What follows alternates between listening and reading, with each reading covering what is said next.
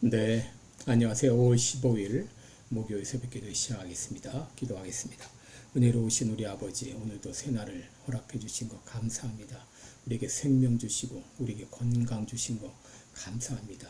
생명이 있는 동안, 건강 있는 동안 하나님께 영광 돌리며 또 하나님께 맡기신 귀한 사명 잘 감당케 하시고 맡은 일에 충성하며 어디를 가든지 빛과 소금의 역할을 감당하는 우리 모두가 되게 하여 주옵소서.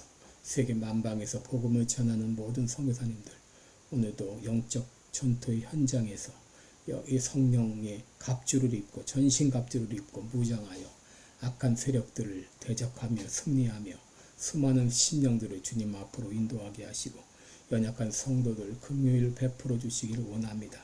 각종 질환으로 고생하는 우리 모든 성도들 주의 능력의 손으로 어루만져 주시사 깨끗이 나음을 얻게 하여 주옵소서. 하나님 아버지, 한국의 상황이 심히 위중한 가운데 있습니다.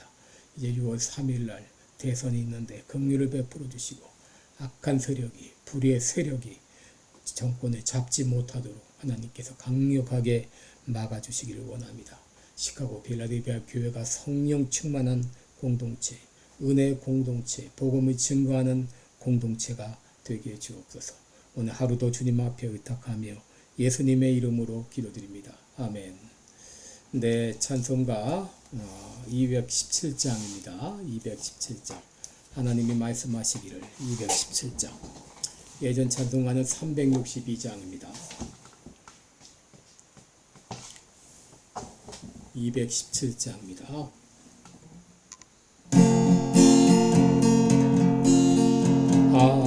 하나님이 말씀하시기를 내 마음을 나에게 바치어라. 너 어디 있든지 날 섬기며 기쁘게 날 항상 의지하라. 바치어라 내 마음을 주께서 나에게 이르시네. 깜깜한 죄에서 불러내시 주께서 늘 인도하시리라. 주께서 말씀하시기를 내 마음을 나에게 바치고 사악한 죄에서 벗어나며 나 어찌 널 구원하겠느냐. 바치어라 내 마음 주께서 나에게 이르시네. 깜깜한 죄에서 불러내시 주께서 늘 인도하시리라. 성령께서 말씀하시기를 낮은 밤 모든 것 다 맡기고 내 맘도 기쁘게 바치어라. 풍성한 은혜를 더하리라. 바치어라 내 마음을 주께서 나에게 이르시네. 깜깜한 죄에서 불러내시 주께서 늘 인도하시리라.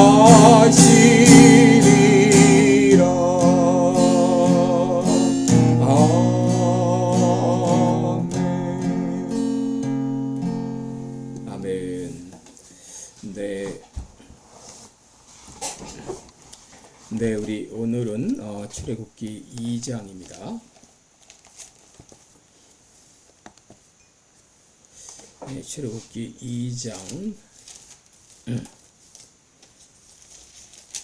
16절부터 22절까지 보겠습니다. 출애굽기 2장 16절로 22절입니다. 미디안 제사장에게 7딸이 있더니 그들이 와서 물을 길어 그 위에 채우고 그 아비의 양무리에게 먹이려 하는데 목자들이 와서 그들을 쫓는지라. 모세가 일어나 그들을 도와 그 양무리에게 먹이니라. 그들이 그 아비 루엘에게 이를 때에 아비가 가로되 너희가 오늘은 어찌하여 이같이 속히 돌아오느냐. 그들이 가로되 한 애굽 사람이 우리를 목자들의 손에서 건져내고 우리를 위하여 물을 길어 양무리에게 먹였나이다. 아비가 딸들에게 이르되 그 사람이 어디 있느냐. 너희가 어찌하여 그 사람을 버리고 왔느냐. 그를 청하여 음식으로 대접하라 하였더라. 모세가 그와 동거하기를 기뻐하며 그가 그 딸 십보라를 모세에게 주었더니 그가 아들을 낳음에 모세가 그 이름을 게르솜이라 하여 가로되 내가 타국에서 계기 되었음이라 하였더라. 아멘. 네, 우리 오늘은 모세를 준비시키시는 하나님, 이런 제목으로 말씀을 나누도록 하겠습니다. 지난번 하나님께서 이스라엘을 애굽의 압제에서 구원하시기 위해서 무엇을 준비하셨는지 그 말씀을 드렸죠. 바로 앞으로 이스라엘을 애굽에서 구원하시기 위해서 지도자 모세를 준비시켰습니다.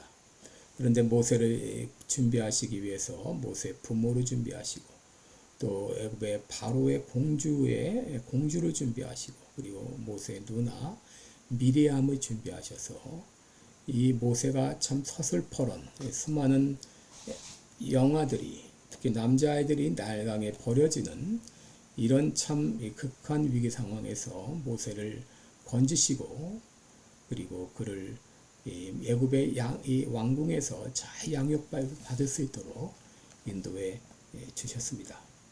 그런데 모세가 이스라엘의 지도자가 되기 위해서 아직도 더 준비해야 될 것이 있었습니다. 그것은 바로 하나님께서 그에게 실력을 쌓는 일인데, 그래서 하나님은 모세를 미디안 광야로 인도하셨습니다. 모세가 사람을 죽이고 그것이 탄로가 나자 미디안으로 도망간 줄 알았는데 바로 하나님께서 모세를 그곳으로 인도하셔서 그곳에서 모세를 훈련받게 하신 것이죠. 그럼 하나님께서 이 미디안 광야에서 모세를 어떻게 훈련하셨는가? 첫째, 가정을 갖게 했습니다.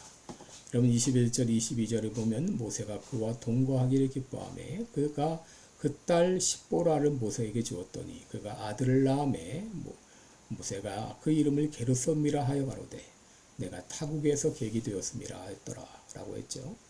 모세가 바로의 낯을 피해 미디안 광야로 도망갔을 때 거기 미디안 광야 우물가에서 제일 먼저 만난 사람이 바로 미디안 제사장 루엘의 딸이었습니다. 이 미디안 제사장은 아들이 없이 딸만 7이 있었는데 바로 그 가정은 아들이 없기에 양들에게 이 물을 먹일 때마다 매번 이 다른 목자들에게 박대를 받았습니다. 16절 17절에 보면 미디안 제사장에게 7딸이 있더니 그들이 와서 물을 길어 그 위에 채우고 그 아비의 양무리에게 먹이려 하는데 목자들이 와서 그들을 쫓는지라 했습니다. 여러분 아마도 이런 일은 매번 비일비재하게 당하는 그런 일이었을 것입니다. 여성들이었기 때문에 남자 목자들에 의해서 늘 이렇게 참 핍박을 받았던 것이죠.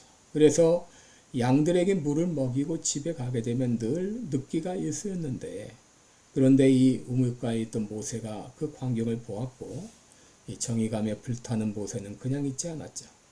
미디안 제사장의 딸들을 도와서 양들에게 물을 먹일 수 있도록 했습니다.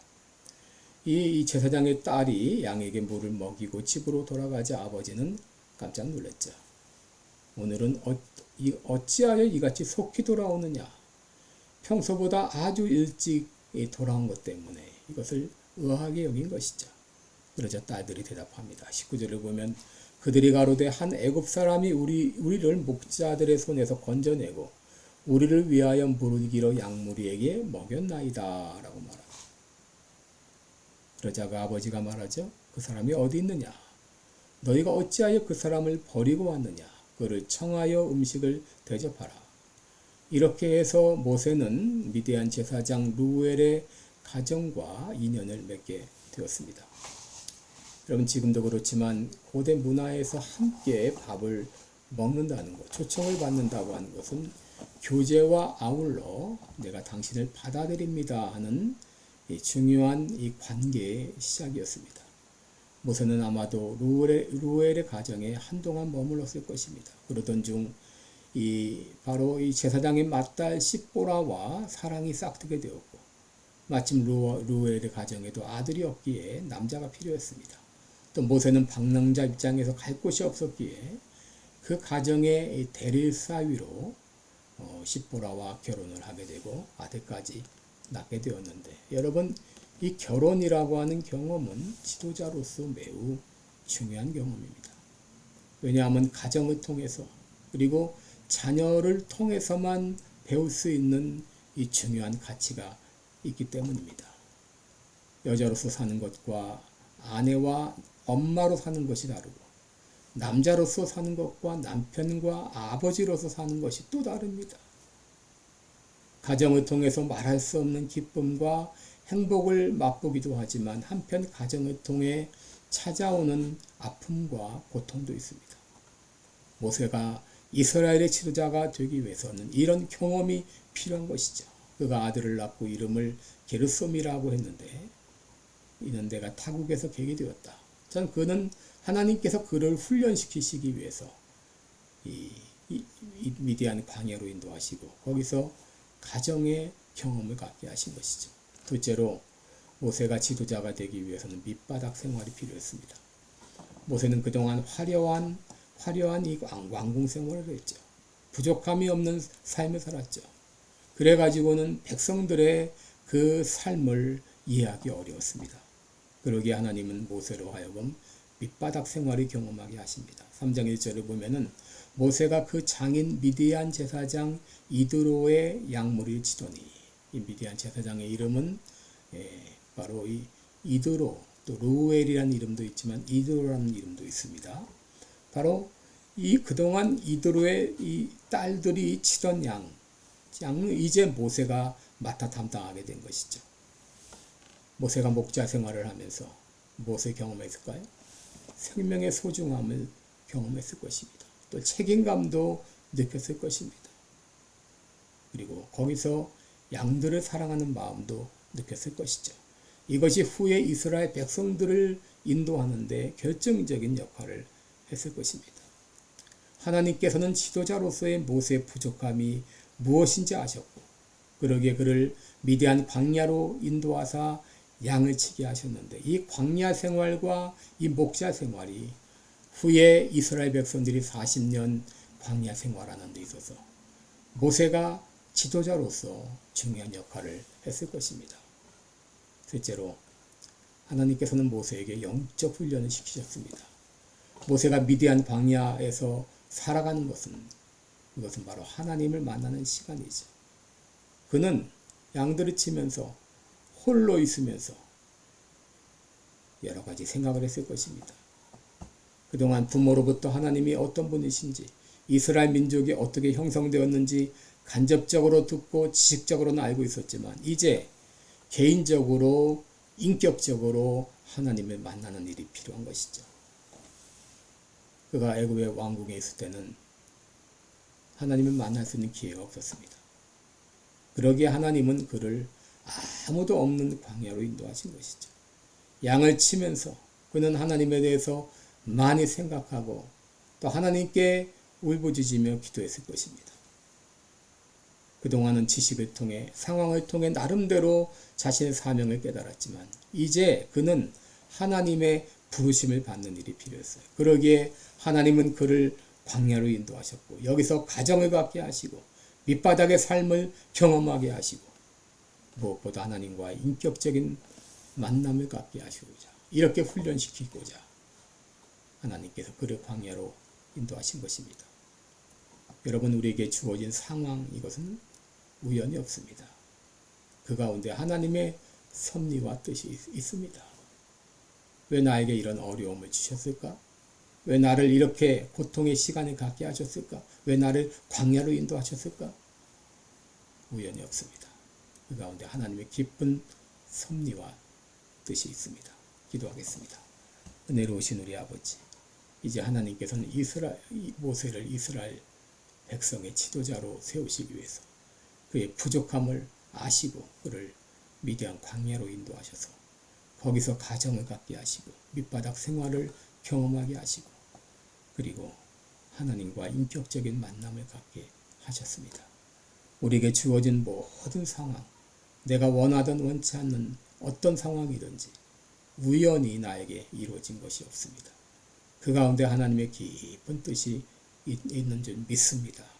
아버지, 그 하나님의 섭리를 깨닫고 어떤 상황에서도 감사할 수 있도록 인도해 주옵소서. 예수님의 이름으로 기도드리옵나이다. 아멘. 네, 여러분 오늘도 복되고 은혜로운 하루 되시기 바랍니다. 여러분 사랑하고 축복합니다.